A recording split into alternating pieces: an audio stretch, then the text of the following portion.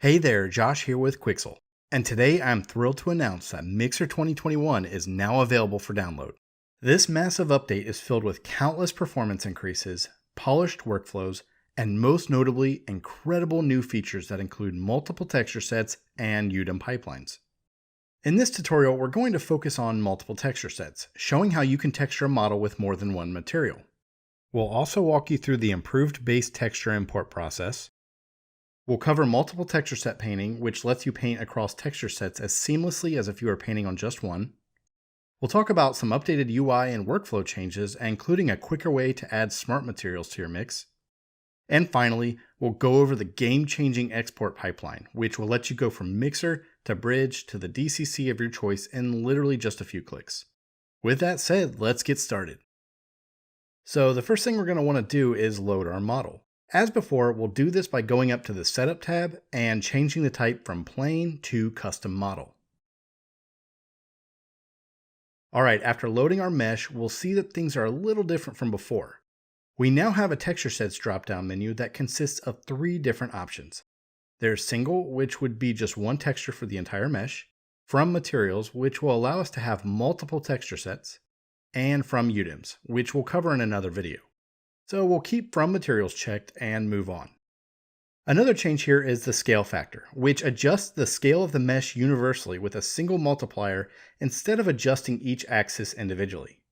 And since Mixer applies surfaces based on the scale of the mesh, it's important to be sure that your mesh is the proper size. And then of course we have the texture resolution, which we'll leave at 2K. Loading the base texture for our mesh has changed from before.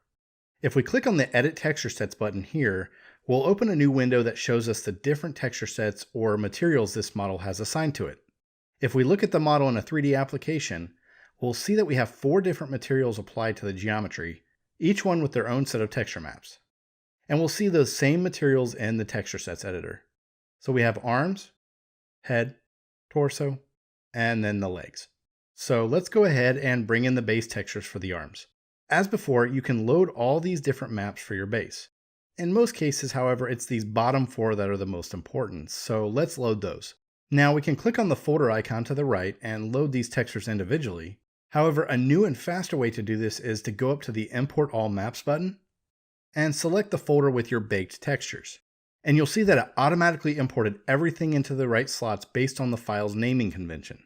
However, you might have noticed that our material ID failed to load, and that's because the name I used for my ID map did not match the presets that come default with Mixer. Because we realize that different teams have different file naming conventions, you can simply go up to this gear icon here and add whatever name your project uses for the different base maps. So let's scroll down here, and we'll simply add a comma, then the letters ID after it. Now we'll hit Save, go back to Import All Maps, select the folder, and now we have the ID map automatically plugged in. Alright, because this texture was baked with inverted green on my normal map, I'm going to invert the Y normal by checking this box here, and then we're all done with the arms. And to save even more time, we can import the rest of the texture sets all at once.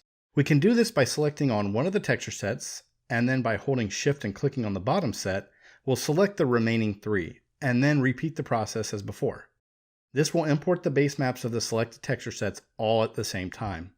And then all we need to do is flip the Y channel on the normal map and we're good to go. Now, as I pointed out earlier, we have a texture resolution dropdown over here. Changing this will change all the texture sets to use that resolution. However, in the texture sets editor, we can change this on an individual basis. And in this case, we don't actually want the head textures to be 2K since it takes up such a small part of the mesh. So we can select the head texture set, and then lower the resolution to 1K. But don't worry, you can always change the resolution at export for the highest quality results. Alright, our model's now fully imported, so we can go ahead and close this window and move to the viewport. The first thing you'll probably notice is that most of our model is slightly transparent. And this is because the viewport is only rendering the targeted texture sets of our current layer set, which is new to Mixer 2021. To keep things simple, a layer set is essentially a folder that allows you to determine which of the model's texture sets will be affected by the various surface layers within. Whereas a texture set itself is the texture maps actually assigned to the various parts of the mesh. For example, if I add a solid color layer to this set, we can see that it's only affecting the arms, which is because it's all that's currently targeted on the layer set. However, if I go and check the boxes for the head, torso, and legs, we'll see that these sections of the character become affected by that solid color layer as well. We also see that those parts are now fully rendered since they are now being targeted by the layer set. If we turn them back off, we're now back to having the arms as the only target rendered. This viewport setting can be very beneficial to help keep you organized during the texturing process. However, if you would prefer to just see the entire model rendered at all times, regardless of which texture sets are active, you can move up to this little reticle icon here and disable it to have the entirety of the model rendered. And you can also simply press A on the keyboard as a shortcut. By allowing you to only affect textures you need, layer sets are a great way to keep your mix organized and running smoothly. Alrighty, let's start texturing this amazing character named Crunch from the game Paragon. We'll first take a moment and rename this layer set to Base Materials, and then we'll target all the texture sets. And then we'll start off with a simple solid color layer, which we already added just a few moments ago, so we'll just change a few of the settings to give us a raw metal look to use as a base. Next, we'll add a scratched metal imperfection from the Megascans library to give us some textural detail for this layer.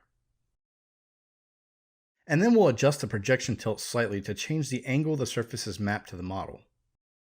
By default, imperfections only utilize the roughness channel, but you can activate any of the other channels to use the same imperfection map. So we'll go ahead and activate the albedo channel and then adjust the tint. In the albedo dropdown, we'll change the blending mode to overlay, reduce the contrast a little bit. We'll play with the roughness some, then we'll just bump up the contrast to add some nice value breakup. And that should do it for the base metal layer. Alright, let's give Crunch a bit of paint, and to do this we're going to use a smart material. If you're new to Mixer, smart materials are made up of a collection of surface and color layers using mask stacks to dynamically change based on your model's normal, curvature, and three-dimensional detail. There are hundreds of smart materials to choose from, including more than 100 new ones with this release. These carefully crafted smart materials are included with Mixer and are free to use commercially for everyone. So be sure to leverage them and make texturing even faster. Alright, so before, if you wanted to add a smart material, you'd go up to the library, find the smart material option in the drop-down menu, and then begin browsing. However, if you look up at the top of the mask stack, we now have an Add Smart Material icon so that you can quickly add them to your layer stack.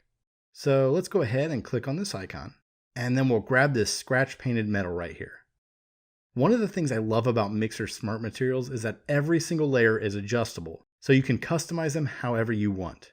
In this case, I'm making a few minor adjustments to the mask stack and then the layer structure as well to keep my layer stack more organized. Alright, now that we're done with the base paint, let's give him some additional paint colors. We'll want the other paint layers to feel the same as this one, but obviously a different color. So what we'll do is make sure that the blue paint layer is selected, and then just press Ctrl D to duplicate it, and we're now free to change the tint of the albedo and roughness. Now we want to have the same kind of wear and tear on the various colors as we have on the blue, but there's a much more efficient way to do this than using the same mask stack as the blue painted layer. So let's go ahead and delete the mask stack from the layer, and instead all we need to do is clip this layer to the one below by holding Alt and clicking the layer. This will clip our new layer to only show on the visible pixels of the layer it's clipped to, and as a result, this layer will effectively inherit the mask stack from below without having to do any of the calculation. Alright, so now all we need to do is add a material ID mask by pressing on this icon down here. And then we'll select the different material ID colors we want to assign to the new paint layer by holding down Q and clicking on the various colors. We'll repeat this process for all the other colors we want to apply by duplicating the previous layer, making sure it's clipping to the one below, and then adjusting the albedo and roughness values as we see fit. And then we just assign them to the ID colors. Again, while this appears to look like we're just working with a single texture, behind the scenes we're actually applying this to 4 different texture sets at the same time. Okay, this is feeling pretty good, so let's go ahead and add another smart material. We'll do a quick search through the smart materials and use this nice gunmetal right here. Just like with layers, we can assign material IDs to entire folders. So let's assign one to this smart material folder and select a few IDs to incorporate this gunmetal smart material. In addition to making adjustments to the smart material layers, we can also remove layers we don't want or need for our specific mix. So we'll go ahead and delete a few of these to keep things running smoothly. All right, now that we have a solid base texture to work with, we can start adding specific detail to each of our 4 texture sets separately. So let's go ahead and start with the legs. We'll first collapse the base material layer set, and then we'll add a new layer set by clicking this icon up here at the top of the layer stack. We'll name it Leg Details, and then make sure it's only targeting the leg texture set. We'll start with a bit of acid wear that would accumulate over time. So let's add a solid color layer. We'll give it a dark green albedo value, and we'll use a material ID to assign it to this blue part above the knee, and set it to overlay. And then we'll also drop the opacity some to let the other details bleed through. Okay, let's add a mask stack so we can grunge up the appearance a little bit. And all we're going to do for this one is drop in a curvature component. We'll make sure the tightness is set to 0, and then bring in the level handles toward the center and turn on soft mesh to give us a really nice organic look. Alright, let's add some scuffs and scratches to the knees by adding another solid color layer. This one will give a dark desaturated blue tint. And then we'll set the blend mode to multiply. We'll leave the roughness value alone, but we'll drop the opacity down quite a bit. And then we'll lower the entire layer's opacity as well before adding a material ID mask to assign this layer to the knee area. We'll throw on a mask stack, and the first thing we're going to do is add a position gradient. And all we need to do here is bring in the range handles towards the center and then invert. After this, we'll add a texture map component, and we're going to use a library map. We'll browse to the imperfection category and choose this scratched rubber imperfection right here. We'll make sure it's set to gloss and then adjust the range handles to give us some good contrast, and then invert the results before we change the blend mode to overlay. Now obviously the direction of the scuffs don't feel right, so we'll add a projection modifier to the stack. We'll clip it to the texture map below and play with the settings until the scratches have a bit more of a natural direction and scale to them. Alright, that's feeling pretty good, so let's go ahead and add one last detail to the legs by dropping in a subtle orange gradient to the yellow section of the shins. We'll add another solid color layer and give it a bright orange tint. And then we'll set it to overlay. We'll assign our ID mask, and then throw on a mask stack to the layer. For this, all we're going to use is a normal component. We'll set the tilt to 0 degrees and have the projection coming from below. Then after some minor adjustments to the range, we are good to go. Okay, I think that'll do it for the legs, so let's go ahead and add a new layer set and name it Arm Details, and then we'll just target the arms texture set. All we're going to do here is add some fun paint details to the palm area, so we'll use a solid color layer and give it a desaturated yellow color. We'll also give it a bit of a glossy look by lowering the roughness value and then disable the other layers. We'll add a material ID mask and assign it to the blue areas that make up the palm. And then we'll add a mask stack. Let's toss on a position gradient first, and all we're going to really do is adjust the range. And then invert. Next, we're going to add a square pattern component on top of this. We'll crank up the repeats to 12 and adjust the spacing. Then we'll activate the brightness jitter and tweak the settings a little, along with the cutout. If you're not sure what these settings are, I recommend you check out our tutorial videos on the mask components linked in the description below. And then we're going to set the blend mode to overlay so that the square pattern blends nicely with the gradient below. Let's drop in a projection modifier, clip it to the pattern component below, and then crank the repetitions up so that the pattern is much smaller on the hand. We can duplicate the projection modifier by pressing Ctrl D, and then we'll change the projection mode from tiling to freeform. Here we can adjust the offset and rotate the mask to align the pattern how we want. For organizational purposes, I wanted this layer to be assigned to the arms only, which means this layer is not clipped to the original paint layer in the base material layer set. As a result, the wear and tear from the paint layer below is being covered by this new layer. However, I still want that raw metal to bleed through, so what I can do is simply go down to the base material layer set, select the mask on the blue paint layer, and then copy the mask stack by right-clicking and selecting Copy Mask Stack. Now, if we go back up and select our new yellow layer in the Arm Details layer set, we can press Ctrl G to group this layer, and then all we need to do is right-click on that new group and select Paste Mask Stack. Now we have the wear and tear showing through once again. We'll use the same principles as before to create a fading circular paint job on the torso by simply changing the gradient to be coming from above with some modifications to the range adjustment sliders, as well as changing a few of the other settings in the stack, specifically changing the square pattern to circular pattern. And we can take a similar approach to adding some textural details to the head as we've done with the rest of the model up to this point. By adding solid color layers using a mixture of mask stacks and material IDs, we can quickly add some visual interest to the head with minimal effort. Alright, we're pretty much down to the finishing touches now, so this is a good time to talk about another new feature called Flatten Mix. As the name suggests, we can flatten or bake the mix by having Mixer combine all the layers into texture images. This is a really helpful way to keep your mix optimized and running smoothly. However, you can only undo this in the same session, so once you close and reopen the mix, you cannot undo this process. So make sure that you're happy with the results to that point, as you won't be able to change them after flattening. Depending on the resolution and complexity of your mix, this process might take a few moments. Once completed, we can go back to the Edit Texture Sets window and see that our base maps have all been replaced by the baked results of our mix, and we can now start building off of these. Now that the mix is flattened, let's move on to the last of the details, and we'll put these in a new layer set targeting all 4 texture sets. This set will contain various dirt, grime, and grunge layers that we'll want to apply to the entire model. We do this using various masking components in the mask stack, including the base ambient occlusion textures, which we can leverage through a texture map component. This, in conjunction with other mask components, can quickly give us some great results to add some global details that really bring this texture to life. If you want to more closely examine how this mix was made, a version of this mix is included in the Mixer samples. And finally, for fun, let's add some spattering paint onto Crunch. To do this, we're going to create a new solid color layer, set the albedo color and roughness value, and then we're going to add a paintable mask. However, in this case, we'll hold down Alt while clicking the icon, which will start us off with a black mask hiding the entire layer. From here, we can choose a nice spatter brush, and then we can start painting.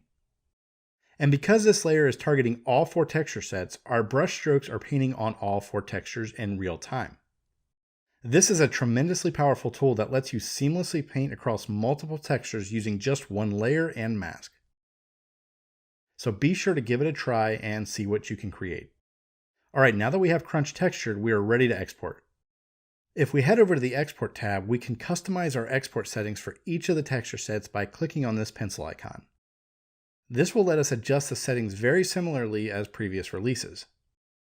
However, I want to show you a powerful new feature that I'm very excited about. If we go up to the Export Target dropdown, we can choose Library. Then all we need to do is name our asset, determine what type it is, and then select a category or simply create a new one. Then we just click Export to Library. We can now open up Bridge, go to the local category, and then select Mixer. As you can see, Crunch is now imported into Bridge, ready to be sent to the DCC of our choice, which in this case is Unreal Engine. All we need to do now is hit Export. If your mesh consists of multiple objects, you'll be prompted with the option to import as a single mesh or keep them separate. Just simply click the option of your choice and the asset is automatically imported into Unreal and ready to go. This new workflow connecting Mixer to Bridge is a game changer that will save you countless time over the course of your projects. It's been our goal from the beginning to make Mixer as simple as it is powerful to use. With Mixer, you can create amazing tileable surfaces by combining real-world scan data along with proceduralism and painting. You can easily repurpose Megascan's data to fit your project's needs, define your own art styles, and as was just shown, texture complex 3D assets with ease. Then, with just a couple of clicks, take your textured asset from Mixer into Unreal. And best of all, it's completely free. Thank you so much for watching, and as always, we'll see you in the next one.